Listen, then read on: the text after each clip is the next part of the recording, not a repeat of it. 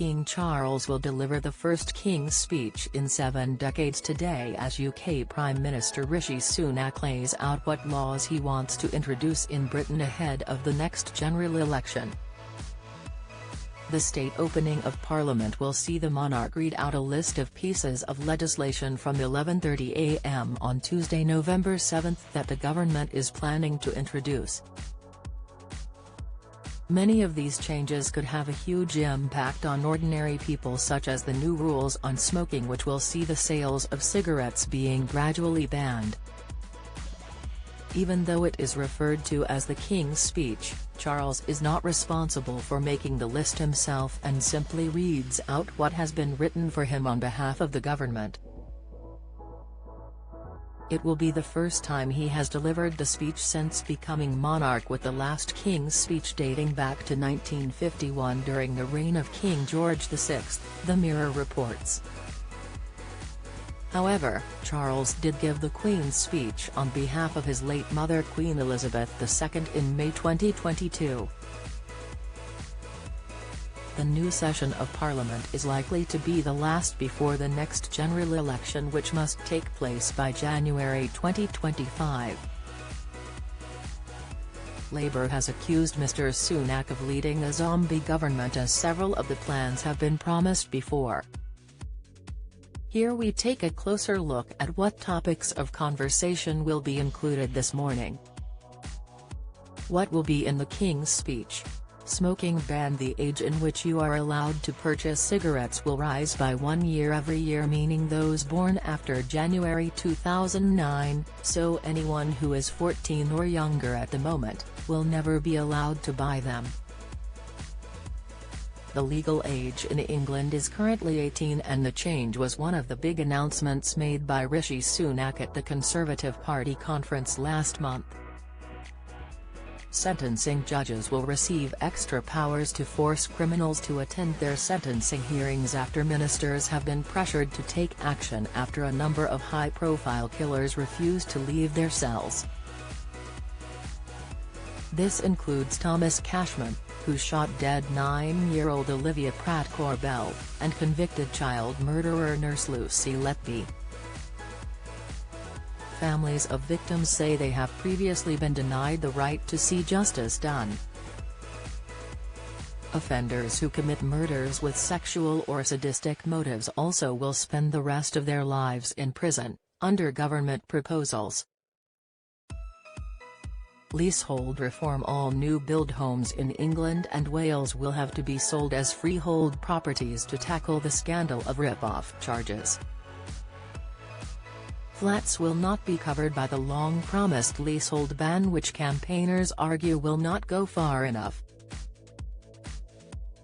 However, existing leaseholders are expected to receive more power to manage their building and service charges.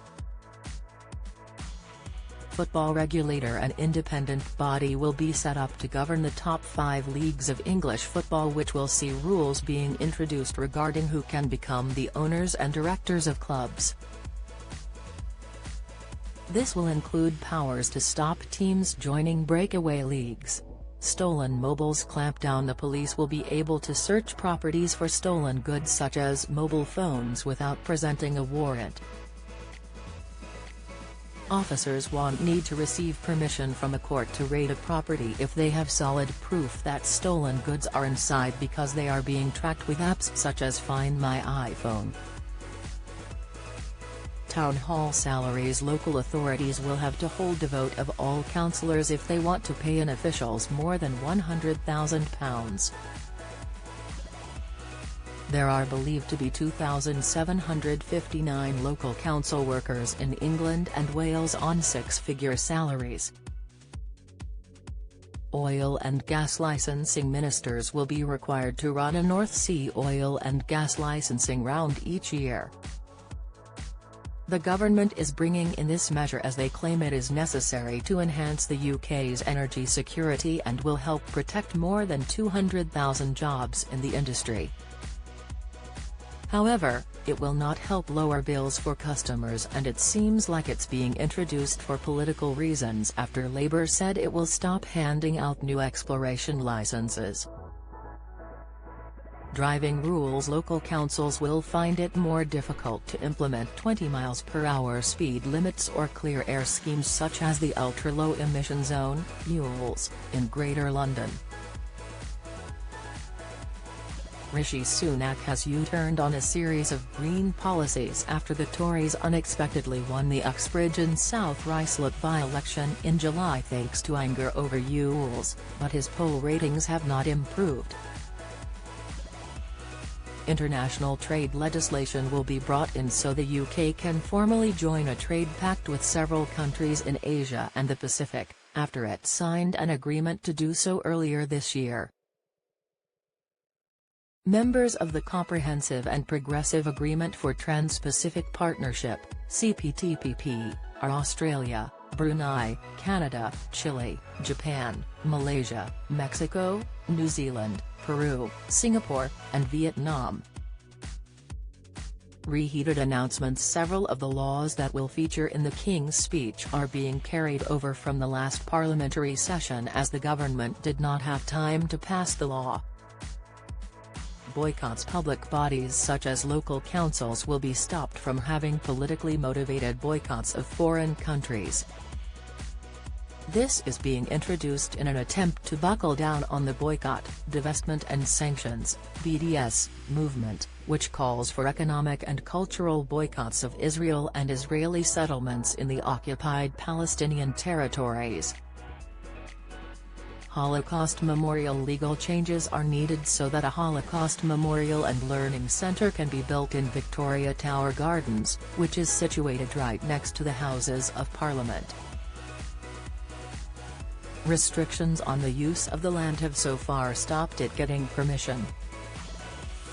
Renters' rights. A long-awaited ban on tenants being evicted from their properties if they have done nothing wrong will be re-announced.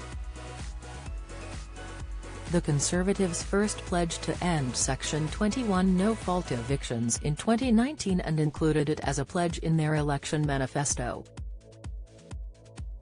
But it has been repeatedly delayed as it has faced opposition from Tory MPs, many of whom are landlords.